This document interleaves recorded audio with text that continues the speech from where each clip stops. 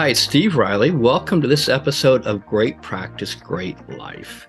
And I have a fabulous guest, a dear friend, a nationally known attorney, a national award-winning attorney, national author, and just an extraordinary lawyer. And that is the Michele Fuller. So, Michele, welcome to the podcast.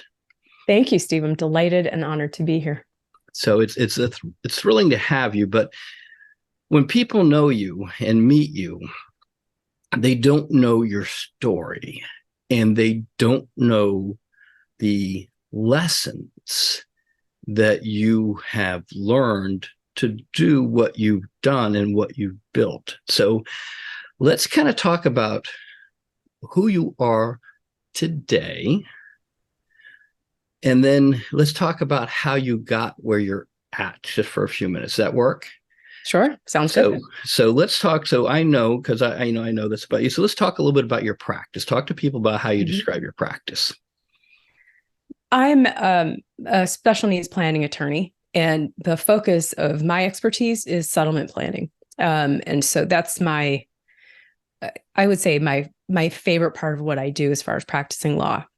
But actually, my favorite part is the satisfaction I get of talking to people and giving them real solutions, where we get tears and relief, and that is incredibly satisfying. And so, it actually makes me really sad when I talk to lawyers who are really unhappy with their lives, their practices, because I have the exact opposite experience. I really love my team. I love where I'm at right now. A thriving practice, very, very satisfying. And I'm not working on things that I don't want. I only work on things that I want to work on anymore, which has really been an evolution. And so I also am the president of a nonprofit called Atticus that administers special needs trusts. So, and along with my wonderful husband, Kevin Urbach, we also put on multiple day symposiums, professional teaching events that we teach special needs planning and advocacy and special needs trust administration. So it's different aspects. I never do the same thing twice in a day, and it's a delight. So Well, that's where I'm at.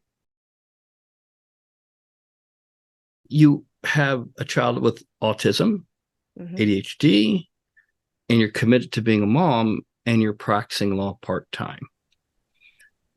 But your lesson there, more or less, is you were clear on what a great life and what your commitment was, which was to your kids. Now you brought your mother-in-law and your mom in to help as part of the team, but sometimes, especially the moms, you feel guilt, Oh, yeah. right? Oh, yeah. I had a really hard time balancing, because I had a full-time secretary that we called a secretary paralegal at the time, that I shared with my law partner, and it worked really well, but clients didn't know that I was only there part-time. So one of the biggest lessons, and I have to tell you, that period of time, what led me to really join Smart Marketing and to try and make a change was, one, I wanted to grow. I am ambitious, and I had a vision of what I wanted my professional life to be. But I needed help, and I was really tired. And you've heard me say this before. I had kind of revelation of why I was so frustrated with my practice at the time is I didn't have any processes in place. I had to delegate, but I didn't delegate with accountability. So I didn't have regular check-ins. I didn't have a process for overseeing and supporting and managing the support staff that I had. And instead, so I called myself the chief arsonist, because every day all I was doing was putting out fires that I helped to create because I didn't have these processes. So that's that frustration and dissatisfaction with the law firm and being stagnant in revenue, um, because I had therapy to pay for. At that time, there was no ABA therapy. There was nothing that was covered for what my daughter needed under insurance. And my husband at the time, his insurance covered everything, but even though we had good insurance, they didn't cover any of that at the time. This was a long time ago now. And so that was part of my motivation for wanting to, just provide a great life for my kids, and of course, pay for all this outside therapy. Well, let's talk for a little bit because there's a lot of lawyers on here that don't know what settlement planning means. Ah, And so let's just talk for a bit what if I'm new to settlement planning and I am trying to understand because you are a niche within a yeah. specialty basically. And you're nationally known for this and you work with very, very high-end plaintiffs lawyers, some of the best of the best, and some very complicated situations and estate planning lawyers, special needs attorneys, probate attorneys, judges, Mhm. special masters, and even the state of Michigan have called on you for your Mhm. specialty. So let's just talk about in generality what that is so people can get their brain wrapped around it. At my most general, I am a probate and estate planning lawyer. So where that fits into that niche that you so correctly pointed out is where there's litigation. That could mean where someone's injured at birth. So birth trauma, any kind of catastrophic injury, and recoveries, everything from very large recoveries to very small recoveries. And my job is to make sure that I'm preventing any bad outcomes for the plaintiff. And that means preserving any kind of government benefits, meeting the client where they are, and really preventing the lottery effect.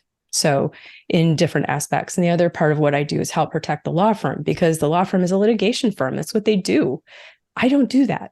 And so I want to make sure that they're doing the right thing. So after they receive the money or they've got an agreed upon amount, I want to make sure that they're tying it all up neat with a bow, not missing anything that they could be held responsible for later. So did they properly advise the client on how the settlement impacts their government benefits or any other type of planning? So that's where I come in. And so I go, I work with clients of all levels of, out of whatever they're getting. So it could be $5,000 that's handled with a phone call, or it could be up to 500,000 or 5 million or 500 million or Or 600 million in the case of the state of Michigan. So, well, nobody wants to be the bad person who causes pain to somebody else. no, And what you exhibited at that moment was the courage to really look at and ask the question 10 years from now, would my life be great if this person was still in it? And the answer for you was no. that's right. And that is a terrifyingly Oof.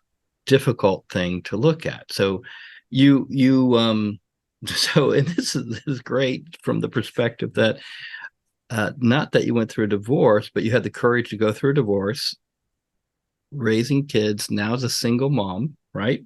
Mhm. And you're practicing. So if you could give some advice, you just give advice about relationship and confronting like the reality, like if it's not working, you need to know it's not working, it's not going to get better. And if it's not going to get better and you try and make it better, it's still not getting better, Yeah. you need to make a change, right? Yep. So if you look back, because it was a tough time for you, but if you look back Mhm. and think about how it how you adjusted your practice or impact your practice, because now you're a single mom, right? You got to make more money, you're under more pressure, and at this time you're making money, right? The practice is making you some money, but not. At that time, Yeah. I I was just starting to really it was 2 years after I started, or a year, maybe a year and a half after I started coaching. So things were picking up, but it's a traumatic time, right? So I can tell you at the end of 2013, when I walked out with my order, I had $9,000 in the bank, a house to support, and 4 kids to support. And it was scary, but I had my practice. I had my name, I had my practice and my skills. And those are things people can't take. So it was challenging, but having some time off for both of us, their father and I, having some time off was a bit of a revelation, frankly, where I could just concentrate on me and concentrate on the practice. So the time that I did have with the kids was very concentrated, very we shared 50-50 custody. So it was a time where I could really ramp up. And I remember about 9 months after this, so it was about at the beginning or middle of the third quarter of the following year, I got a call from my CPA, and she said, what is going on over there? And I was terrified. I was like, what do you mean? Like, I thought maybe I'd missed a deadline, or there was something that had gone wrong. She got notified by the IRS. I'm panicking, right? Like getting audited? What's happening? What's going on? And she said, I don't know what is going on over there or what you're up to, but you have already doubled your best year you ever had combined with your spouse. Wow. So that was, as you said, unleashed. Yep. Right. That's where I felt untethered. Yeah. Right. And so that's when working consistently, still efficiently, but consistently, making some positive changes. And once you start making one positive change and getting momentum, it just accelerates. And your toleration of things that don't work for you happens. That toleration gets shorter and shorter. I think you move more powerfully as you gain success. And I like, you have always said this, which I've always liked this, that a lesson that I've learned from you is that you gain confidence after you've and courage after you've gone through something, after you've made the decision and you've worked it, and like you go back, oh yeah, that was a great call. Yeah, I did that. And you start getting more and more powerful as you start feeling that success and the results of that success. So